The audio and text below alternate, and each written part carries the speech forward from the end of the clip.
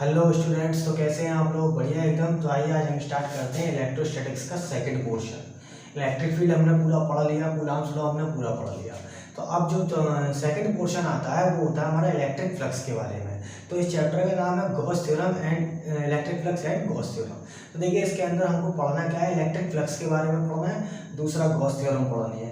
इसका प्रूफ देखेंगे, फिर इसका न्यूटन्स लॉ से देखेंगे इसका न्यूटन्स लॉ कैसे आता है, वो कूलॉम्स लॉ कैसे आता है। फिर उसके बाद में नेक्स्ट वीडियो के अंदर हम इसकी एप्लीकेशन देखेंगे, प्रॉपर्टी इस वाले चैप्टर इस वाले वीडियो के अंदर देखेंगे। ठीक है, तो देखिए इलेक्ट्रिक फ्लक्स क्या चीज़ है, तो हमें ये करना है। ठीक है, सबसे पहली चीज बात करते हैं इलेक्ट्रिक फ्लक्स के बारे में, फिर प्रॉपर्टीज ऑफ इलेक्ट्रिक फ्लक्स देखेंगे, फिर Gauss theorem, proof of Gauss theorem, फिर deduction of Coulomb's law from Gauss law या गॉस थ्योरम। तो देखिए सबसे पहली चीज हम बात करते हैं इलेक्ट्रिक फ्लक्स के बारे में। तो what is the definition of electric flux. ठीक है, तो इसमें हम दो चीज देखेंगे। सबसे पहली चीज देखेंगे इलेक्ट्रिक फ्लक्स की डेफिनेशन, फिर इसका फॉर्मूला, फिर उसके बाद में इसकी यूनिट क्या होती है। ठीक है, देखिए इलेक्ट्रिक फ्लक्स क्या है, कोई भी क्लोज्ड सरफेस हो, कैसा सरफेस होना चाहिए, क्लोज्ड सरफेस।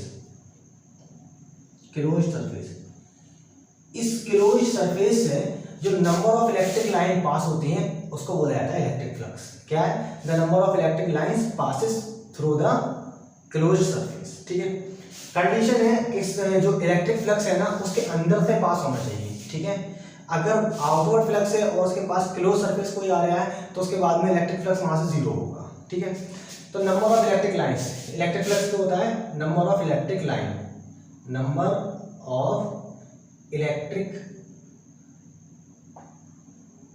लाइंस।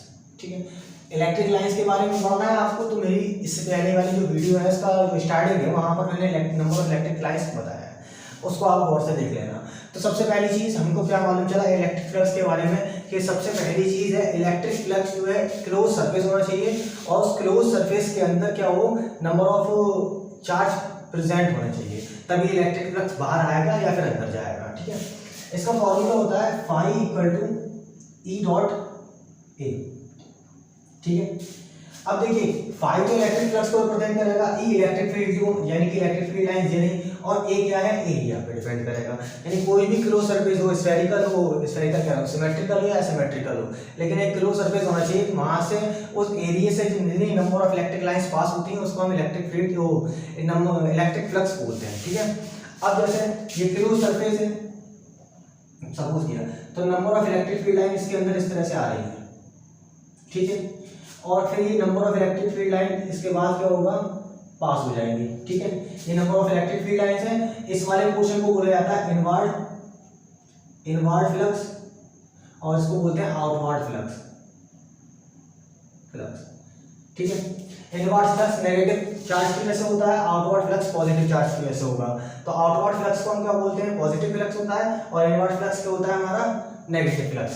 तो इसका दूसरा एक फॉर्मूला और बन जाता है phi total equal to phi inward plus phi outward. ठीक है, इनवर्ड जो फ्लक्स होता है उसको नेगेटिव लेते हैं और आउटवर्ड फ्लक्स को पॉजिटिव ले लेते हैं। ठीक है, अब यहां पर इस एरियल वेक्टर को समझते हैं। देखिए ई तो हमारी क्या है, इलेक्ट्रिक फील्ड है। क्या है, इलेक्ट्रिक फील्ड। क्या है, ई। फाई हमारा फ्लक्स है, ई क्या है, ए क्या है, एरियल वेक्टर। Aerial vector. ठीक है, देखिए एरियल वेक्टर अगर लिखा हुआ है वेक्टर ए, तो इसको लिखेंगे एन कैप ए, यानी कि ये डायरेक्शनल वेक्टर होता है, मैग्नीट्यूड और डायरेक्शन दोनों होते हैं। अच्छा, इसकी डायरेक्शन होती कहाँ है, सपोज कीजिए ये दीवार है तो इसका इलेक्ट्रिक फील्ड कहाँ होगा, आउटवर्ड होगा, इधर की तरफ। अगर पीछे की तरफ देखेंगे तो उसके पीछे होगा, इसके सरफेस के बिल्कुल पीछे। ठीक है, जैसे सपोज कीजिए ये हमने कोई एरिया लिया। ठीक है, तो इसका जो एरियल वेक्टर होगा वो कहाँ होगा, इसकी आउटवर्ड डायरेक्शन में होगा, और अगर इस सरफेस से देखा जाएगा तो इसके इस डायरेक्शन में होगा। ठीक है, अब चूंकि ये डॉट प्रोडक्ट है, यानी कि एक ऐसा प्रोडक्ट जिसमें दो स्केलर का जब मल्टीपल किया जाता है तो हमको दो वेक्टर का मल्टीपल किया जाता है तो हमें कैसी क्वांटिटी मिलती है, स्केलर मिलती है। तो डॉट प्रोडक्ट है, अब डॉट प्रोडक्ट है तो इसके ऊपर सारी डॉट प्रोडक्ट वाली कंडीशन है अप्लाई हो जाएंगी। अगर किसी को डॉट प्रोडक्ट समझ में नहीं आता तो डॉट प्रोडक्ट की मैंने पिछली वीडियो बना रखी है, आप उसके अंदर देखिए। ठीक है, डॉट प्रोडक्ट है यानी कि आई डॉट आई, थोड़ी सी प्रॉपर्टी समझा देता हूँ। डॉट प्रोडक्ट के अंदर क्या होता है, I dot I is equal to कितना होता है, 1, यानी कि 2 यूनिट वेक्टर का मल्टीप्लिकेशन क्या होता है 1 होता है। सिमिलरली जे डॉट जे कितना होगा 1 और के डॉट के इक्वल टू कितना होगा 1। इन सब की वैल्यू आपस में बराबर होती है, ये कम्यूटेटिव होता है, एसोसिएटिव होता है, ठीक है। अब सपोज करते हैं हम, जब हमने एरियल वेक्टर की बात की है, सपोज कीजिए यहाँ पर आपने कोई एक एरियल वेक्टर इस तरह से बना लिया, या ऐसे समझिए स्फेरिकल है या कोई सा भी है, तो हम क्या करेंगे एक छोटा सा इमेजिनरी पॉइंट हम यहाँ पर बनाते हैं। तो इसके बाद इलेक्ट्रिक फील्ड यानी कि एरियल वेक्टर की डायरेक्शन किधर होगी आउटवर्ड होगी। अगर हम पॉइंट को इस तरफ लेते हैं तो एरियल वेक्टर की डायरेक्शन किधर की तरफ हो जाएगी इधर की तरफ हो जाएगी। अगर हम इस सरफेस पर इधर की तरफ लेते हैं तो एरियल वेक्टर की डायरेक्शन कहाँ होगी इधर की तरफ होगी। इतना सब समझ में आ गया, ठीक है। इसी तरीके से अगर हमने कोई सिलेंडर लिया, या आगे आपके आने वाली टॉपिक है, सपोज कीजिए हमने यहाँ पर निकालना है इलेक्ट्रिक फ्लक्स, तो इसका एरियल वेक्टर इसका इधर की तरफ होगा इधर की तरफ होगा, और इसका एरियल वेक्टर कहाँ होगा इधर की तरफ होगा। अगर हम पॉइंट यहाँ पर कंसीडर कर लेते हैं तो एरियल वेक्टर कहाँ होगा इधर की तरफ होगा, और अगर इसका एरियल वेक्टर इधर की तरफ ले लें तो इसका एरियल वेक्टर कहाँ होगा डाउनवर्ड डायरेक्शन में होगा। यहाँ पर हमको एरियल वेक्टर भी समझ में आ गया, number of electric field line समझ में आ गया। अब डॉट प्रोडक्ट है, तो डॉट प्रोडक्ट क्या हो सकता है एक्स वाई जेड प्लेन के अंदर हो सकता है, ठीक है। सपोज कीजिए यहाँ पर हमको निकालना है तो कितना हो जाएगा, यानी कि ई वेक्टर इसका कितना होता है E x i cap x axis के along plus E y j cap z axis y axis के अलोंग, यानी कि एक्स वाई और जेड एक्सिस के अलोंग होगा तो E z k cap. Similar क्या होता है हमारा vector A equal to A x i cap plus A y j cap plus A z k cap, ठीक है। अब ई डॉट ए, ठीक है, तो इसका दूसरा फॉर्मूला होता है, जो हम इस डॉट प्रोडक्ट को हटाते हैं यहाँ से, इस डॉट प्रोडक्ट को हमको रिलीज करना है, तो फाई इक्वल टू कितना हो जाएगा ई ए कॉस थीटा, ठीक है। अब कॉस थीटा यहाँ पर क्या है एरियल वेक्टर और इलेक्ट्रिक फील्ड की डायरेक्शन है, ठीक है। सपोज कीजिए ये पॉइंट हमने लिया जो आपके गॉस थ्योरम के अंदर लेना है, उसके अंदर लेना है, डिडक्शन करेंगे जब कूलॉम्स लॉ का, ठीक है। तो इसका एरियल वेक्टर ये पॉइंट इधर की तरफ है, तो इसका एरियल वेक्टर कहाँ होगा आउटवर्ड होगा, ठीक है। सिमिलरली अगर यहाँ पर पॉजिटिव चार्ज रखा हुआ है तभी इलेक्ट्रिक फील्ड बाहर आएगा, ठीक है। तो इसका मतलब है अगर इलेक्ट्रिक फील्ड प्लस क्यू की डायरेक्शन है, प्लस क्यू की डायरेक्शन कहाँ होती है आउटवर्ड होती है, तो इलेक्ट्रिक फील्ड भी कहाँ पर हो जाएगी इसके आउटवर्ड हो जाएगी, या तो ये एक दूसरे के पैरेलल हो सकते हैं, ठीक है। अगर यहाँ पर नेगेटिव चार्ज रखा हुआ है, सपोज कीजिए इस सरफेस पर यहाँ पर नेगेटिव चार्ज है, तो अब इलेक्ट्रिक फील्ड की डायरेक्शन कहाँ होगी इनवर्ड की तरफ होगी, इनवर्ड इधर की तरफ होगी इलेक्ट्रिक फील्ड की डायरेक्शन, और इसका एरियल वेक्टर कहाँ होगा एरियल वेक्टर आउटवर्ड होगा, ठीक है। तो ये दोनों क्या है एक दूसरे के अपोजिट वेक्टर है, क्या है अपोजिट वेक्टर, ठीक है। और cos थीटा की वैल्यू डिपेंड क्या करती है वो तो आपको सबको पता होगा, cos theta 0 cos 0 equal to कितना होता है 1 होता है, मैक्सिमम वैल्यू कहाँ पर होती है 0 एंगल पर, और मिनिमम वैल्यू कहाँ होगी 180 डिग्री पर, ठीक है। इसी तरीके से cos 30 की वैल्यू √3/2 होती है, cos 45 की वैल्यू 1/√2 होती है, cos 60 की वैल्यू कितनी होती है 1/2, और cos 90 की वैल्यू कितनी होती है 0। अगर सपोज कीजिए ये सरफेस है यानी कि इस पॉइंट पर निकालना है, तो इसका एरियल वेक्टर हमारा कहाँ होगा इधर की तरफ होगा, और इलेक्ट्रिक फील्ड की डायरेक्शन कहाँ होगी इस तरफ होगी, तो इसके बीच में अगर एंगल 90 डिग्री का है तो इलेक्ट्रिक फ्लक्स कितना हो जाएगा वहाँ पर 0, क्योंकि cos 90 की पर डिपेंड कर रहेगा, ठीक है। तो देखिए फाई किस किस पर डिपेंड करता है, फाई डायरेक्टली प्रोपोर्शनल होता है ई पर, और फाई डायरेक्टली प्रोपोर्शनल होता है एरियल वेक्टर पर, और फाई डायरेक्टली प्रोपोर्शनल होता है cos थीटा पर, ठीक है। यानी कि अगर इनकी वैल्यू बढ़ेगी तो इलेक्ट्रिक फील्ड बढ़ेगा। इलेक्ट्रिक फील्ड किस पर डिपेंड करता है चार्ज पर डिपेंड करता है, क्लियर। अब बात करते हैं हम प्रॉपर्टीज ऑफ, ये सब प्रॉपर्टीज है इलेक्ट्रिक फ्लक्स की, ठीक है। दूसरी चीजें और समझ लेते हैं, प्रॉपर्टीज ऑफ इलेक्ट्रिक फ्लक्स के अंदर देखते हैं, ठीक है। क्या देखना है हमको प्रॉपर्टीज ऑफ इलेक्ट्रिक फ्लक्स।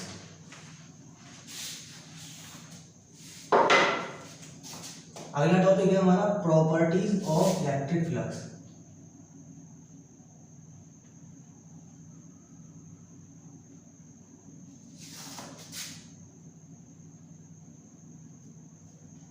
देखिए प्रॉपर्टी क्या थी, अभी सब जितनी चीज सारी चीजें समझाई थी वो इलेक्ट्रिक फ्लक्स की प्रॉपर्टी नहीं थी, ठीक है। अब हम कुछ और प्रॉपर्टीज देखेंगे। सपोज कीजिए कि इलेक्ट्रिक फ्लक्स है, ये कोई सिमेट्री है, इसके यहाँ पर plus Coulomb charge, plus Q Coulomb charge है, और इस वाले पॉइंट पर माइनस क्यू कूलॉम चार्ज रखा हुआ है। तो अब क्वेश्चन ये पूछ लेगा कि इस सरफेस से निकलने वाला फ्लक्स कितना होगा, ठीक है। तो चार्ज क्या होते हैं कंजर्वेटिव होते हैं, दूसरा एडिटिव होते हैं। अब जितना प्लस क्यू ये निकालेगा उतना ही प्लस क्यू ये निकालेगा। दूसरी चीज यहाँ पर डाइपोल फॉर्म हो गया, और जब किसी सरफेस के अंदर डाइपोल फॉर्म हो जाए या सिमिलर चार्ज मौजूद हो अपोजिट क्वांटिटी अपोजिट नेचर के, तो उनका electric flux number of electric flux यहाँ पर कितना होगा, 0।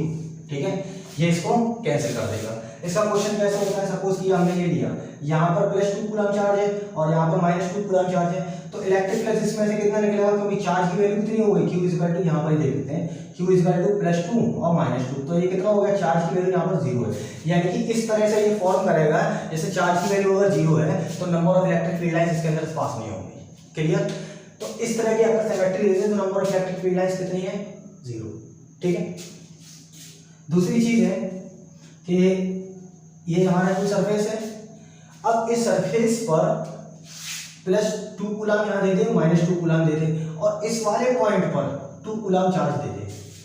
ठीक है, तो अब पूछता है कि इलेक्ट्रिक फील्ड लाइंस कितनी होंगी, नंबर यानी कि इलेक्ट्रिक फ्लक्स इसके अंदर कितना होगा, तो ये इसको 0 कर देगा, आउटर सरफेस पर ये डिपेंड नहीं करेगा। ठीक है, ये अपनी अलग लाइन जनरेट करना होगा, लेकिन इस वाले फ्लक्स से कोई भी, इस वाले सरफेस पर कोई भी इलेक्ट्रिक फील्ड लाइंस नहीं पास होगी। क्लियर? इतना समझ में आ गया? ठीक है, दूसरी चीज है कि अगर पूछता है कि एक सरफेस है इस तरह से, ये कोई सरफेस था, एरिया यहां पर देखते हैं, यहां पर, अब इसके अंदर, इस बॉक्स के अंदर सिर्फ +q कूलम चार्ज मौजूद है। ठीक है, तो number of electric field lines कितनी होंगी इसके अंदर से, ठीक है, ये चार्ज पर डिपेंड करेगा।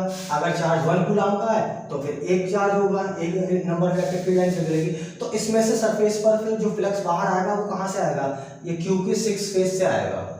2 हो गया, ठीक है, 3 4 5 6, लेकिन डायरेक्शन कहाँ होगी, आउटवर्ड फ्लक्स होगा। ठीक है, और इसी पे अगर ये करता है कि -q चार्ज रख देता है यहाँ पर लाके, यहाँ पर -q चार्ज रखूंगा, तो इसमें इलेक्ट्रिक फ्लक्स कहां पर होगा, इनवर्ड होगा। कहां पर होगा, इनवर्ड, आउटवर्ड नहीं जाएगा। क्लियर होगा? तो number of electric field lines. Clear? ठीक है, अब बात करते हैं गॉस थ्योरम की। तो देखिए गॉस थ्योरम क्या कहती है, गॉस थ्योरम का मतलब है फाई इक्वल टू होता है Q/1/ε0। ठीक है, यानी कि number of electric field lines जो है, यानी नंबर ऑफ इलेक्ट्रिक फ्लक्स, वो किसके डायरेक्टली प्रोपोर्शनल होता है, चार्ज के। ठीक है, तो गॉस थ्योरम क्या कहती है, the multiplication of charge and the 1/ε0 का मल्टीप्लिकेशन जो होता है वो इलेक्ट्रिक फ्लक्स के इक्वल होता है। ठीक है, यानी कि ये गॉस थ्योरम कहती है phi equal to Q/ε0। Clear? यहाँ से हमको पहली चीज मालूम चल गई। दूसरी क्या है कि फाई इलेक्ट्रिक फ्लक्स किसके इक्वल होता है, E डॉट A के इक्वल होता है। यानी कि अगर इन दोनों इक्वेशन को इक्वल कर दिया जाए तो E dot A equal to कितना हो जाता है, Q/ε0। ठीक है, और ये किसके इक्वल होगा, फाई के। यहाँ तक समझ में आ गया? और अगर हम उसकी इलेक्ट्रिक फ्लक्स की यूनिट भूल गए, फाई इक्वल टू कितना होता है, E डॉट A, तो E की यूनिट कितनी होती है, न्यूटन पर कूलम, और इसकी कितनी होती है, A की एरिया की मीटर स्क्वायर, और दूसरी अगर इसकी यूनिट बनाए तो ये होती है वोल्ट पर मीटर इनटू मीटर स्क्वायर। तो मीटर से मीटर कैंसिल हो जाएगा, तो बचेगा कितना, volt meter. Clear? Gauss theorem हो गई। ठीक है, एप्लीकेशन भी हो गई, इसकी प्रॉपर्टीज, अच्छा जो प्रॉपर्टी उसकी होगी इलेक्ट्रिक फ्लक्स की, वही गॉस थ्योरम के लिए भी होती है। इतनी चीजें क्लियर हो गई। ठीक है, तो देखिए अब बात करते हैं प्रूफ ऑफ गॉस थ्योरम। ठीक है, तो हम कोई सा भी सरफेस ले सकते हैं गॉस थ्योरम को प्रूव करने के लिए, लेकिन हम यहाँ पर क्या करेंगे, स्फेरिकल सरफेस लेंगे। स्फेरिकल सरफेस के अंदर हमें क्या करना है कि उससे हमको गॉस थ्योरम प्रूव करनी है, और फिर इसी गॉस थ्योरम से हमको क्या प्रूव करना है, Coulomb's law is valid. Coulomb law जो होता है वो वैलिड होता है, यानी कि गॉस थ्योरम से हमको इसको प्रूव करना है। फिर उसके बाद में रह जाएगी आपकी 5 एप्लीकेशन है इसकी, वो बाद में देखेंगे। लेकिन उन एप्लीकेशन को समझने के लिए आपको क्या करना पड़ेगा, linear charge distribution, surface charge distribution और वॉल्यूम चार्ज डिस्ट्रीब्यूशन आपको भी पता होना चाहिए। ठीक है, तो बात करते हैं किसके ऊपर, यानी कि प्रूफ ऑफ गॉस थ्योरम। अब गॉस थ्योरम को हमें प्रूव करना है।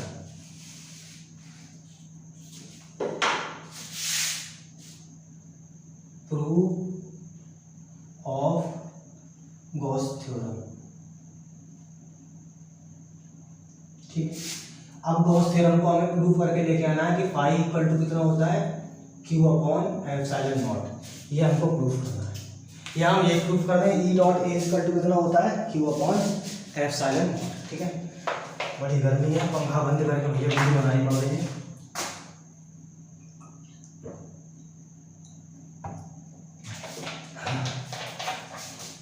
तो सबसे पहली चीज, इसको हमें प्रूव करने के लिए क्या करते हैं, यहाँ से एक स्फेरिकल सरफेस बनाते हैं। ठीक है, इस स्फेरिकल सरफेस को बनाने के लिए प्रूव क्या कर रहे हैं, गॉस थ्योरम। और गॉस थ्योरम किसके बारे में होती है, इलेक्ट्रिक फ्लक्स के बारे में। तो यहाँ पर हमको क्या करना पड़ेगा, इलेक्ट्रिक फ्लक्स रिप्रेजेंट करना पड़ेगा, और उसके लिए हमें क्या चाहिए, एक चार्ज। तो हमने सपोज किया इसके सेंटर पर, सेंटर को है एक प्लस क्यू चार्ज रख दिया। ठीक है, अब प्लस क्यू चार्ज रखा हुआ है तो इलेक्ट्रिक फ्लक्स कहाँ आ रहा होगा, इसके आउटवर्ड जा रहा होगा, बाहर की तरफ निकल, इधर भी निकलेगा, इधर भी निकलेगा, इधर भी निकलेगा। सपोज किया हमने इसका एरिया कितना है, ए। ठीक है, अब इसके सेंटर से आर डिस्टेंस पर अब हम एक इमेजिनरी सरफेस बनाएंगे। ठीक है, सपोज कर लिया हमने इमेजिनरी सरफेस, हमने यहाँ बना दिया ये इलेक्ट्रिक फ्लक्स। अब सबसे पहले क्या देखेंगे, इसका एरिया वेक्टर कहाँ होगा, इसका एरिया वेक्टर तो आउटवर्ड होगा। सपोज किया हमने ये इसका छोटा सा एलिमेंट है, तो इसका एरिया वेक्टर हमने ले लिया स्मॉल एलिमेंट का डी, कहाँ पर होगा, आउटवर्ड होगा।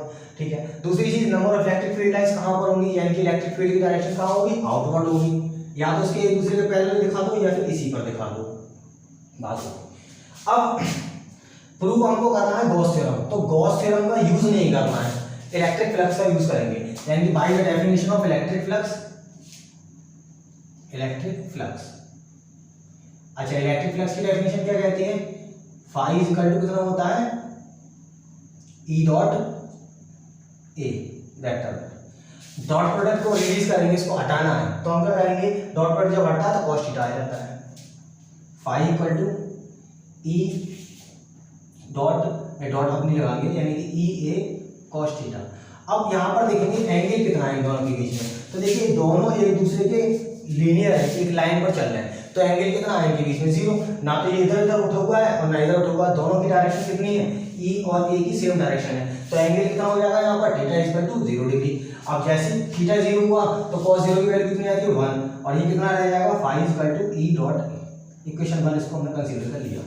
दूसरी चीज है, यहाँ से देखिए जब प्लस क्यू चार्ज रखा हुआ होता है, हमने एक डेफिनेशन बताई थी, प्लस क्यू चार्ज इधर से, तो इलेक्ट्रिक फील्ड कहाँ पर आ रही है, आउटवर्ड डायरेक्शन में। यहाँ कोई पॉइंट हमने पी कंसीडर कर लिया। ठीक है, ये कितना डिस्टेंस पर है, आर डिस्टेंस पर है। ठीक है, अब जब प्लस क्यू चार्ज, ठीक है, पॉइंट पी से आर डिस्टेंस पर है, तो electric field due to a point charge, electric field due to a point charge कितना होता है, we know that E equal to 1/4 pi epsilon naught Q upon R square.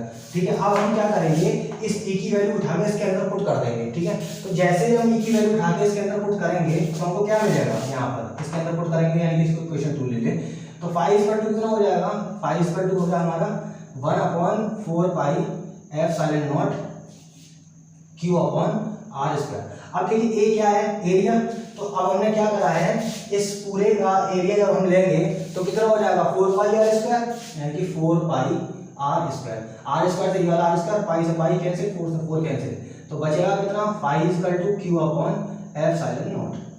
ठीक है, electric flux या कोई सा भी हो, ठीक है, उसकी यूनिट तो सेम ही रहती है, वही न्यूटन मीटर, वो क्या नाम था उसका, वोल्ट मीटर। ठीक, यानी कि ये हमारा क्या आ गया, प्रूफ ऑफ गॉस थ्योरम आ गया। ठीक है, अब हमको क्या करना है कि इस गॉस थ्योरम से डिडक्शन करना है कूलॉम्स लॉ का। ठीक है, कूलॉम्स लॉ इस फॉर्मूले के थ्रू हम प्रूफ करेंगे। तो देखिए किस फॉर्मूले के हम थ्रू प्रूफ करना है, गॉस थ्योरम के।